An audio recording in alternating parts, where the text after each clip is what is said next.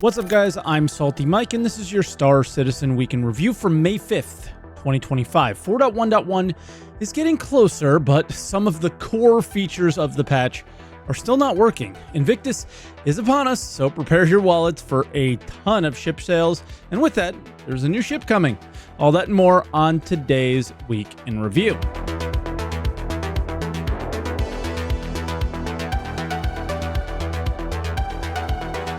And as always, if this is your first week in review, this is where I take all of the official Star Citizen news each week, put it into one video, and share some of my opinions about it. I also live stream on Twitch, twitch.tv/SaltEMike. So stop by and say hi if you haven't yet. I always love seeing you guys over here. And yeah, there are so many patch notes to get through, but there's no sponsor this week. So make sure if you are enjoying this show that we put together every week, consider clicking the join button and becoming a member, or leave a little tip down below with a super thanks in the comments. And with that all out of the way, let's get to the patch notes.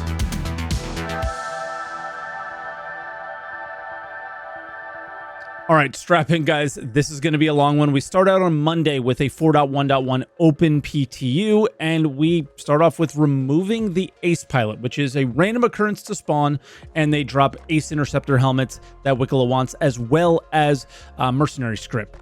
So this is from ambush missions and patrol missions. Usually they're removing them from the ambush missions, and I'm not sure why, but I think it's probably because patrol missions make more sense to see them randomly, or maybe it's just balance to see them as often as CIG intends. I have no idea.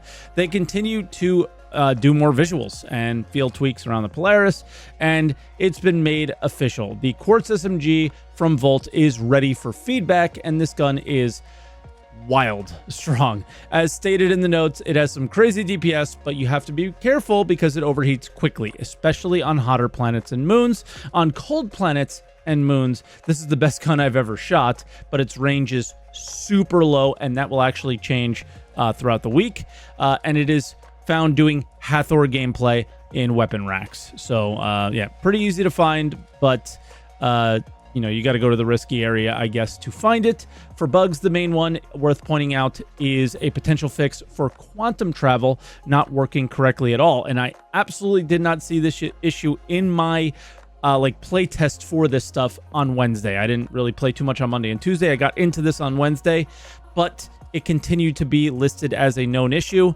So yeah, a little bit more on that later. For Tuesday, 4.1.1 open PTU, this was it. These are the final tests before pushing the patch to live, most likely, is what I thought.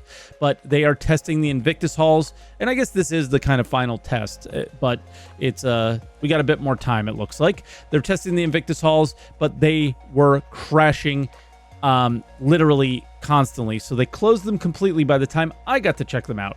And then the Idris P walkthrough was available, but since there is not a no-fly zone at the time in the Area 18 area, people are ramming the Idris over and over, even damaging it and killing it. It was so stupid, but the Idris P part is interesting because it's the civilian version of the Idris, swapping the missile bay for more cargo, and a lot of people think it's a sign that the Idris will be available in-game soon. Meanwhile, the frames are horrible, so I'm not so sure if that's going to be a thing, but that could also be attributed to how many players were ramming the ship.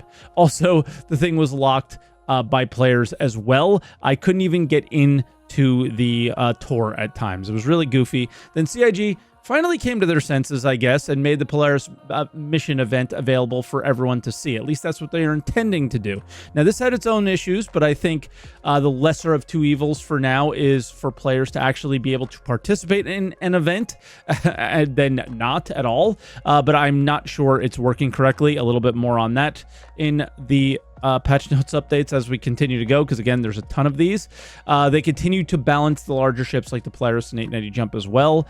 And Wednesday, 4.1.1 open PTU, they opened the expo halls back up along with some polish, they said, but it was pretty scuffed for me with missing ships, and that actually continued throughout the entire week.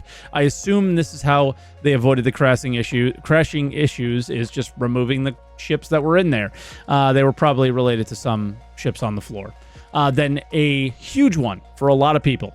PvP bounty contracts are back. The reason this is big is because it gives an outlet for people to PvP that is largely opt-in. Players get a crime stat by doing bad things. I have one here, and players found me. Automatically, a mission is created to kill you if you have a crime stat. It shows exactly where I am, right? Also, most players with bounties often are kind of found in Armistice zones or Grimhex, so that's kind of the negative, right? They then did some minor ship polish and added a toggle for speed limiters and improving thrusters on the raft since it holds more cargo. Then for FPS balance, the Ripper SMG is getting a buff a tiny bit to bring it into the fold a bit more, but it's still not something that you would use a lot. Maybe in PvE and contested zones, but I just think there are better options, right? The F8 is even stronger than it's ever been.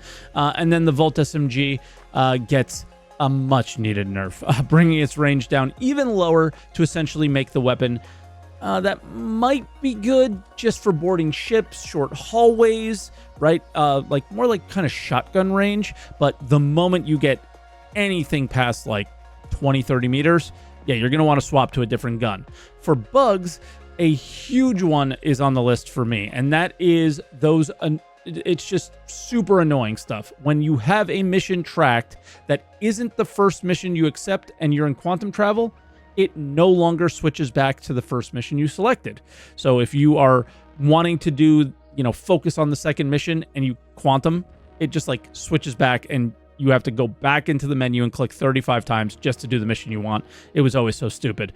Thursday then, we are still in a 4.1.1 open PTU, so there's no updates to the game this patch. It was only bug fixes. The first one was they wanted to remove Wicklow missions for players with crime stat 3 or higher. That sounds fine to me. Let me know what you guys think on that one. I don't think he would want to work with criminals, right? The one that I was most interested in was the Valacar. I am a sucker for anything harvestable in this game, and I am happy to report they do come out of the ground now, but they're invincible. So I tried everything to kill them and no dice. And that continued all the way through the weekend. They are still broken.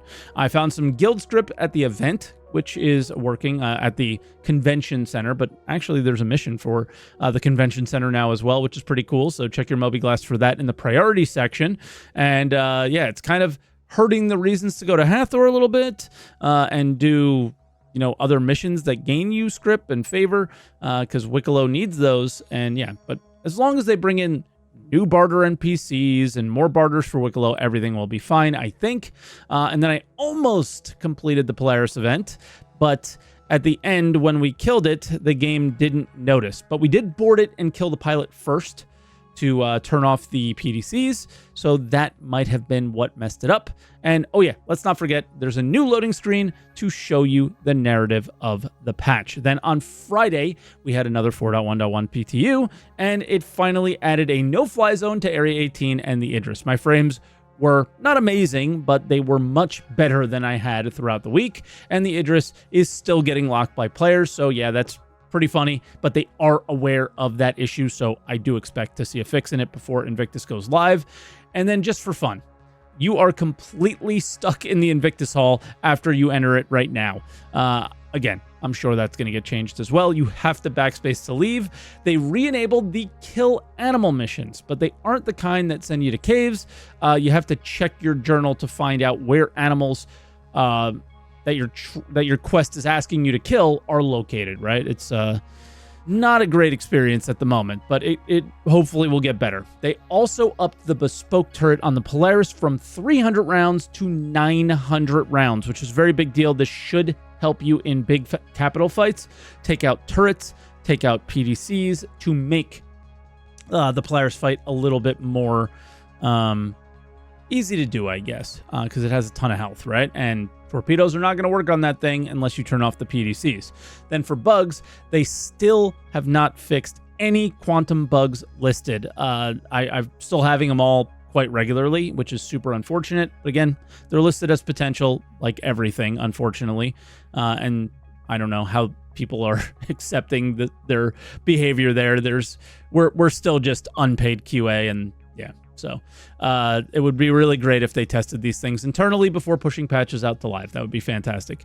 Then the hangar update to spawn more than one vehicle is kind of scuffed, but it does work. It is not at all what should be, but yeah, there's all sorts of problems with it. If you're too close to another ship, all the ships will disappear.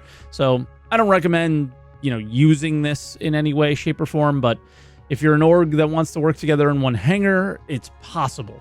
And rejoice, you no longer have to go back to the main planet of ArcCorp, let's say, for ghillie missions and patrol and ambush missions and all that stuff. So that is really good news. And with that, no roadmaps, no monthly reports yet. I expect that next week.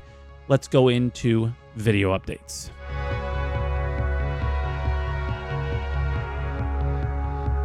All right, and then this week we had a behind the ships for the Starlancer TAC. This is exactly what you would expect for it, is a number of devs chatting us up about what the ship is. So in case you aren't aware, they tell us of kind of what the Starlancer TAC from MISC is all about. The Starlancer TAC is a variant of the Starlancer series. It kind of takes the Starlancer chassis and outfits it with a more offensive loadout. It's got remote turrets on top. The co-pilot's got some fun little missile turrets at the rear to keep people off the back end. You don't have access to every single gun on it. There's only 4 pilot-controlled guns. You'll notice immediately from the exterior that it has these new 2 twin size 5 man turrets. It does not have a cargo lift, but it still has your cargo bay in the back for 96 SCU and space for hauling ground vehicles. And you also have the addition of a hangar up top. There were a lot of requests for a version that could carry a ship, so I'm glad we've managed to figure that out. So yeah, for me, this is looking really like a solo PvE ship with all its firepower, but that just kind of gets better when you have friends that can control the turrets. And then I know it's just a Fury, but that little ship bay is super awesome. More on that in the other updates section of the video.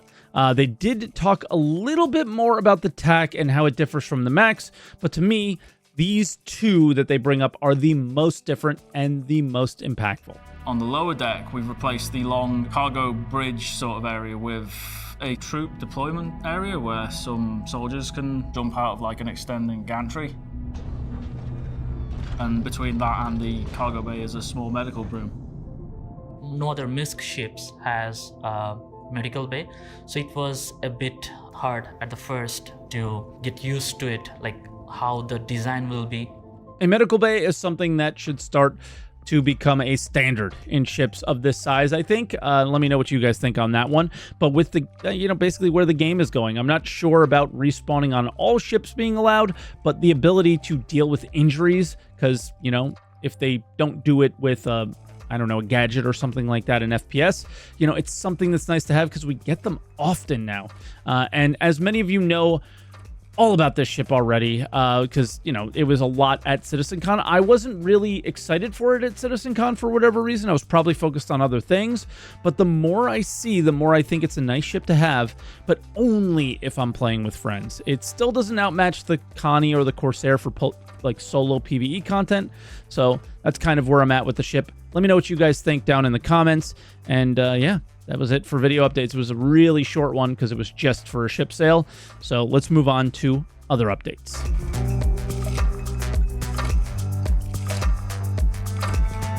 So starting out with the sneak peek, and like I said last week, there's going to be a lot of ship related stuff, especially in the sneak peeks, and this shows a lot of missiles. I think they're probably seeing the popularity of the Sabre Firebird, and it looks like they're trying to capitalize on that. I see people saying this is a Guardian variant. So many variants now because I think they're just kind of quicker to pump out, it seems. But let me know which one you think this is. And then for Invictus, they're getting ahead of the sale with a bit of a 2-week countdown for their in-game convention, which is giving them plenty of time to fix bugs and get this patch in a better place. Kind of tells you when this patch is going to go live, right? But all the information is there for you to know where to go and all that stuff on Spectrum. There's a post sharing the schedule for each manufacturer, and you can rent their ships, all that. That's what Invictus is all about. And then we had a jump point. In case you don't know what that is, it is a monthly magazine for subscribers for the game that goes over some development stuff, basically. And this one, they touched on the ghillie missions and how they were made, along with the original concepts of the Drake Golem. So if you're into that, check it out. And then for dev posts. We start out with flight blades. There was a lot of speculation around these items seen at the convention center, but Niku comes in on the forums and clears up the air, I would say slightly. There are certainly not turret AI blades at this moment. At least it doesn't seem that way. But something this is something they spoke about before, apparently. I don't recall this at all, which is somewhat surprising for me on Star Citizen stuff. It's like my hard drive up here is mostly filled with that. But it really does sound like a flight computer that will aid us in the tuning of our ships. And I talked a lot about this on the TV channel, so go check that out if you haven't yet.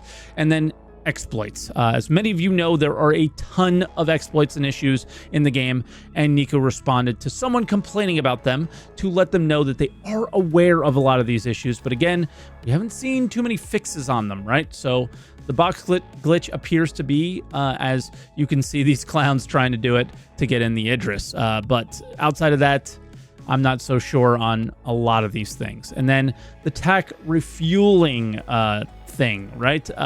We head to Reddit again this week, but there was a clip that addressed this from behind the ships, and that's kind of where all these questions came from. One Fury, but if you are a good pilot, you can accommodate 2 as well. What we've done is we've stripped out the Max's separate habitation rooms and replaced those with the hangar. It's not that much big, but it's compact. It has a landing pad there with really cool small refueling parts. So yeah, Adam Parker, who was in the TAC video as well, simply stated that this is an art thing that will be there and ready for when the feature work is made, right? But right now, it sounds like just hopeful thinking, which is I guess kind of what Star Citizen's all about. And that's where I'll leave it for you guys this week. Thank you so much for watching. Yeah, like and subscribe if you guys enjoyed Week in Review and want to catch some more. Leave a comment down below if you have anything you want to say about anything that we discussed or anything I might have missed. And yeah, again, if you want to go above and beyond, yeah, go hit the join button if you guys are really enjoying things and want to take your support to the next level. And yeah, I'll catch you guys next week. Thank you so much for watching. And that was Week in Review.